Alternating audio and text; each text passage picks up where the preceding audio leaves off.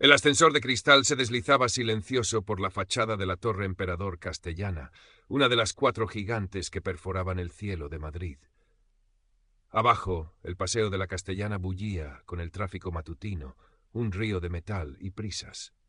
Dentro de la cabina, Amina, Cisa y Gómez sentía el peso habitual de las miradas. No era paranoia, era la experiencia acumulada de 32 años siendo negra y gorda en un mundo que prefería abrumadoramente lo blanco y lo delgado. Apretó su bolso contra su cuerpo, intentando ocupar el menor espacio posible, un gesto inútil pero profundamente arraigado. Llevaba un traje pantalón de corte impecable, hecho a medida, una necesidad, no un lujo, en un tono berenjena profundo y una blusa de seda marfil.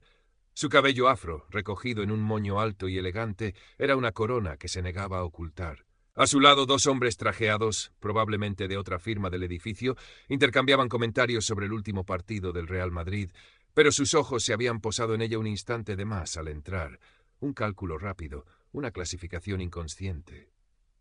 Amina bajó la mirada a sus zapatos de tacón bajo, cómodos pero profesionales. Respiró hondo, el aire acondicionado demasiado frío, y se preparó para la jornada en Inversiones Globales Madrid S.A. La planta 37 era un mundo de cristal, acero y ambición silenciosa. El suelo de mármol pulido reflejaba las luces empotradas y los trajes caros. Amina caminó hacia su cubículo, un espacio funcional pero con un toque personal. Una pequeña planta suculenta y una foto de sus padres sonriendo en su graduación. Encendió su ordenador, las pantallas cobraron vida y por un momento se sintió segura. Aquí, en el mundo de los números, los balances y las proyecciones, su mente era su fortaleza. Los datos no juzgaban su índice de masa corporal ni el tono de su piel. Amina, buenos días. ¿Qué tal el fin de semana? La voz cantarina pertenecía a Lucía Fernández, su compañera de equipo más cercana. Lucía era pequeña, enérgica, con una melena rubia y una sonrisa perpetua. Era bien intencionada, pero a veces su ingenuidad resultaba agotadora. Tranquilo, Lucía, mucha lectura, respondió Amina con una sonrisa amable. Siempre tan estudiosa. Oye, ¿viste el correo de Mateo? Nos quiere en la sala de reuniones en 10 minutos. Proyecto Fénix. Amina sintió una mezcla de emoción y aprensión. El proyecto Fénix era la gran apuesta del trimestre, una posible inversión multimillonaria en una startup tecnológica emergente, y estaba bajo la supervisión de Mateo Herrera Solís. Mateo Herrera Solís era la personificación del éxito corporativo. Alto, delgado, con el pelo castaño perfectamente peinado y ojos azules que parecían sonreír incluso cuando no lo hacían. Siempre iba impecable, sus trajes parecían moldeados a su cuerpo atlético. Era el chico de oro, el protegido del señor Valdés, el director general, y era, para Amina, una fuente constante de sutil tormento. En la sala de reuniones, con sus paredes de cristal y vistas panorámicas, Mateo ya estaba de pie junto a la pantalla interactiva. Saludó a todos con su habitual carisma, pero cuando sus ojos se posaron en Amina, su sonrisa se tensó una fracción de segundo. Bien, equipo, el proyecto Fénix. Es nuestra oportunidad de oro, comenzó Mateo. Habló con fluidez, con confianza, asignó tareas. Amina, tú te encargarás del análisis de riesgo y la due diligence financiera. Eres nuestra experta en encontrar agujas en pajares, ¿verdad? El comentario podía parecer un cumplido, pero Amina captó el matiz, la insinuación de que su trabajo era tedioso, subterráneo, no estratégico como el de él. Asintió en silencio. Quiere un informe preliminar para el viernes. Los días siguientes Amina se sumergió en el proyecto Fénix. Las horas volaban mientras escudriñaba hojas de cálculo, informes de auditoría y proyecciones de mercado. Amaba esa parte de su trabajo, el desafío intelectual, la caza de patrones, la satisfacción de encajar las piezas del rompecabezas financiero. Lucía pasaba a menudo por su cubículo. «Madre mía, Ami, parece que vives aquí. ¿Necesitas un café? ¿O quizás una ensaladita?» Lucía siempre estaba a dieta y asumía que Amina también debería estarlo. Amina sonreía y declinaba amablemente, intentando ignorar la punzada. Fue al tercer día cuando encontró la primera anomalía, una discrepancia entre los ingresos reportados y los flujos de caja declarados.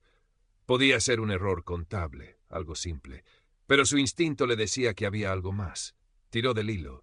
Revisó facturas, contratos, estados bancarios. Aparecieron más banderas rojas, clientes fantasma, valoraciones infladas de activos intangibles, una estructura de deuda sospechosamente compleja. Su corazón empezó a latir más rápido. Esto no eran errores. Esto olía a fraude y a uno bien orquestado.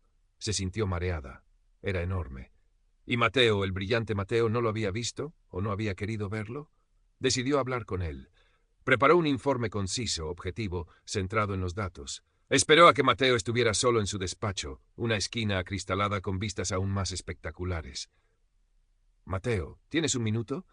«He encontrado algunas cosas preocupantes en el Fénix», dijo, intentando mantener la voz neutra. Mateo levantó la vista de su portátil. Su expresión era de ligera irritación.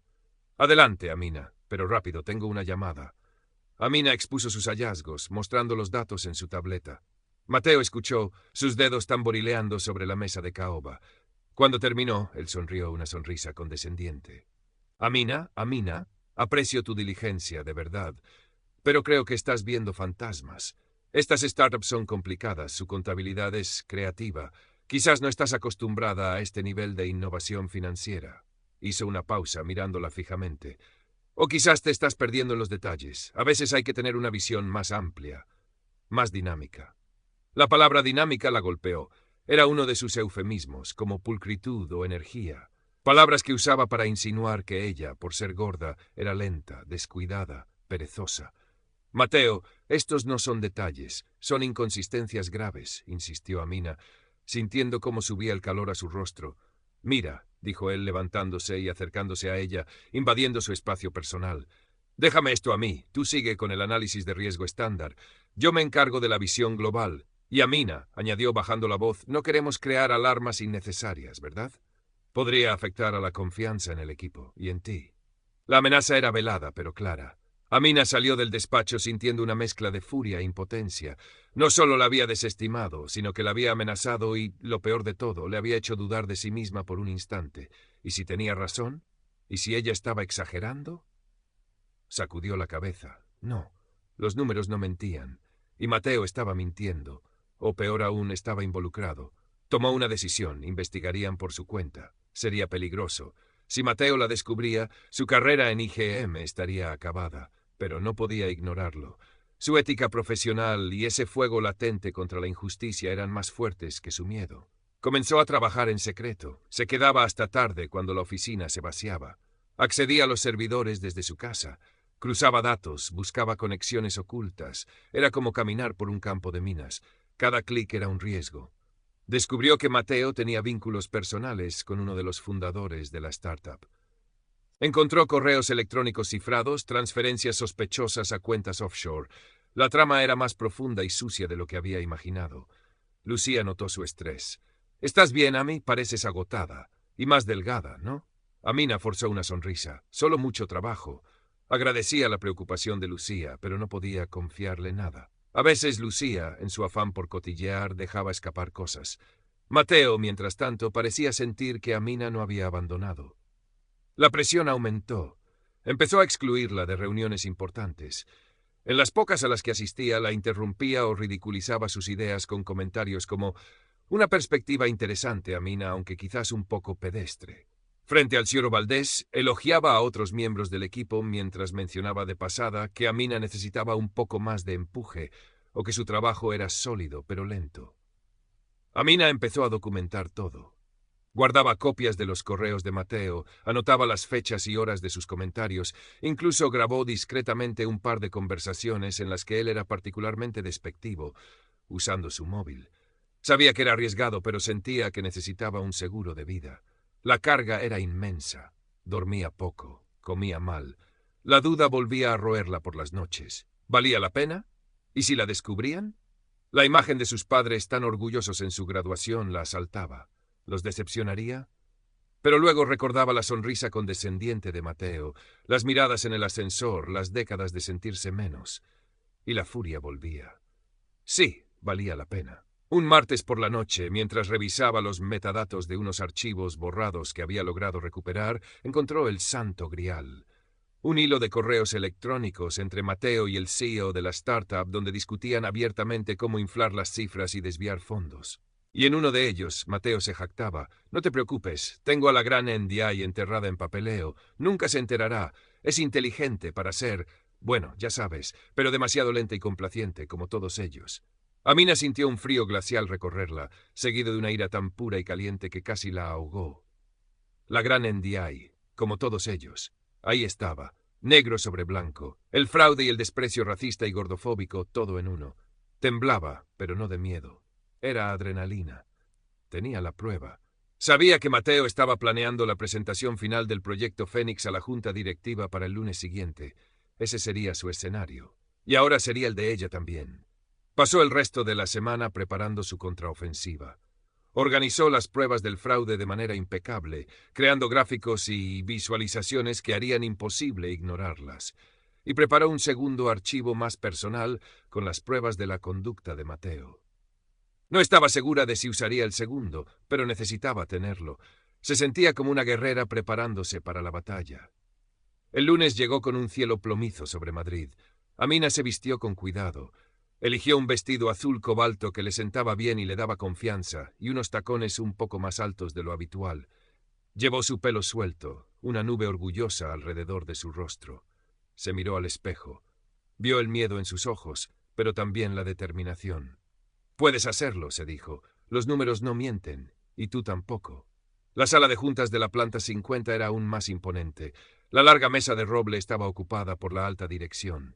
El señor Valdés, un hombre de pelo plateado y rostro impasible, presidía. Mateo estaba de pie, sonriente, exudando confianza.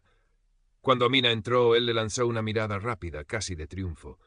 Creyó que la había vencido. La reunión comenzó. Mateo inició su presentación. Era brillante, hay que reconocerlo. Hizo malabares con las cifras, pintó un cuadro idílico del proyecto Fénix, minimizó los riesgos. Era una obra maestra de la manipulación. Amina esperó, su corazón martillando contra sus costillas, su pendrive apretado en la mano. «Y así, señores», concluyó Mateo, «recomiendo encarecidamente una inversión inicial de 50 millones. El proyecto Fénix no es solo una oportunidad, es el futuro». Hubo un murmullo de aprobación. El señor Valdés parecía convencido. Mateo sonrió, triunfante. «Señor Valdés, si me permite», la voz de Amina sonó clara y firme, sorprendiéndola incluso a ella misma. Todas las cabezas se giraron hacia ella. Mateo frunció el ceño. «Amina, creía que habíamos acordado que yo presentaría las conclusiones». «He encontrado información adicional, señor Valdés. Información crucial que creo que la Junta debe conocer antes de tomar una decisión», dijo Amina, levantándose. Mateo intentó intervenir, pero Valdés levantó una mano. «Adelante, Veriado Cisai». Amina sintió la mirada de Mateo, cargada de veneno. «Gracias, señor», dijo ella, acercándose a la pantalla. «Con todo respeto, Mateo, tu presentación es incompleta». Mateo dio un paso adelante, su rostro una máscara de indignación controlada. «Señor Valdés, no sé a qué juega la Sirta Cisai, pero esto es muy poco profesional. Quizás el estrés. Con todo respeto, Amina», se giró hacia ella, su voz goteando falsa preocupación. «Quizás tu situación personal no te permite ver las cosas con claridad. En estos niveles necesitamos agilidad, energía, una visión limpia. No podemos permitirnos lastres». El insulto fue tan brutal, tan público, que el aire se heló. Lucía, presente como asistente, ahogó un grito. Los directivos se miraron incómodos. Amina sintió la herida, profunda y dolorosa, pero también sintió una extraña calma. Se lo había puesto en bandeja. «Gracias por tu preocupación, Mateo», respondió Amina, su voz goteando hielo, «pero mi visión es perfectamente clara, tan clara que puedo ver esto». Conectó su pendrive. La pantalla cambió. En lugar de los gráficos de Mateo, aparecieron los de Amina. Cuentas offshore, clientes fantasma, correos cifrados. Desglosó el fraude metódicamente, implacablemente, con la precisión de un cirujano. La sala estaba en silencio absoluto. Los rostros de los directivos pasaron de la incomodidad al shock. Mateo estaba pálido como el mármol. «Esto es absurdo. Es una manipulación», balbuceó Mateo. «Ella está intentando sabotearme porque sabe que no da la talla. Es incompetente». «¿Incompetente?», repitió Amina. «Quizás, o quizás soy, como dijiste en tu correo, inteligente para ser bueno, ya sabes, pero demasiado lenta y complaciente». Hizo clic de nuevo, y en la pantalla apareció el correo electrónico con la frase exacta. Luego reprodujo el audio de una de sus conversaciones, la voz de Mateo llena de desprecio. El impacto fue devastador. Ya no era solo fraude financiero, era la prueba irrefutable de un comportamiento discriminatorio y tóxico. Mateo Herrera Solís se quedó sin palabras, su rostro descompuesto. El señor Valdés lo miró, no con ira, sino con una profunda y fría decepción. Mateo, dijo Valdés, su voz resonando en el silencio, creo que es mejor que nos dejes. Seguridad te acompañará. Mateo miró a su alrededor buscando apoyo, pero solo encontró miradas de desprecio o evasión.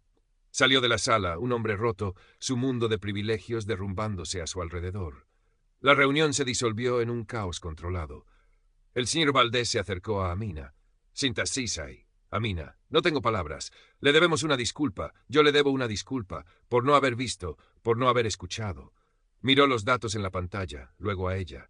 Ha demostrado una integridad y una competencia extraordinarias, y una valentía admirable. La empresa está en deuda contigo. Hizo una pausa. Una vez que limpiemos este desastre, me gustaría que consideraras liderar el nuevo departamento de auditoría interna y ética.